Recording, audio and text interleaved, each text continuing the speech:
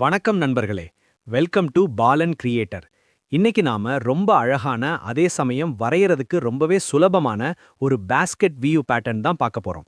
இது பார்க்க கஷ்டமா தெரியலாம், ஆனா வரையும் போது ரொம்ப ரிலாக்ஸிங்கா இருக்கும். வாங்க வீடியோக்குள்ள போகலாம். முதல்ல ஒரு பேப்பர்ல ஸ்கேல் யூஸ் பண்ணி கட்டம் போட்டுக்கோங்க. ஒவ்வொரு கட்டமும் 2 சென்டிமீட்டர் அல்லது 3 சென்டிமீட்டர் அளவு இருக்கிற மாதிரி பார்த்துக்கோங்க. அப்போதான் டிசைன் பெருசா அழகா தெரியும்.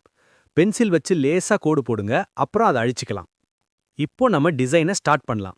முதல் பாக்ஸ்ல மேல இருந்து கீழா நேர்கோடுகள் போடுங்க. கோடுகள் ஒன்னோட ஒன்னு இடிக்காம ஆனா நெருக்கமா இருக்கணும். இப்போ அதுக்கு பக்கத்துல இருக்கிற பாக்ஸ்ல சைடுல, அதாவது படுக்கை வசமா கோடு போடுங்க. இதே மாதிரி ஒரு பாக்ஸ் விட்டு ஒரு பாக்ஸ் மாத்தி மாத்தி வரையணும். செஸ் போர்ட் மாதிரி நினைச்சுக்கோங்க. பொறுமையா வரைங்க. கோடுகள் வளைஞ்சு போனாலும் பரவாயில்ல, அது ஒரு புது டிசைனா மாறிடும். முக்கியமா கருப்பு ஜெல் பென் அல்லது ஸ்கெட்ச் யூஸ் பண்ணுங்க. அப்போதான் பார்க்க பளிச்சுன்னு இருக்கும். நம்ம டிராயிங் முடிஞ்சிருச்சு, ஆனா இதுக்கு உயிர் கொடுக்க ஷேடிங் பண்ண போறோம்.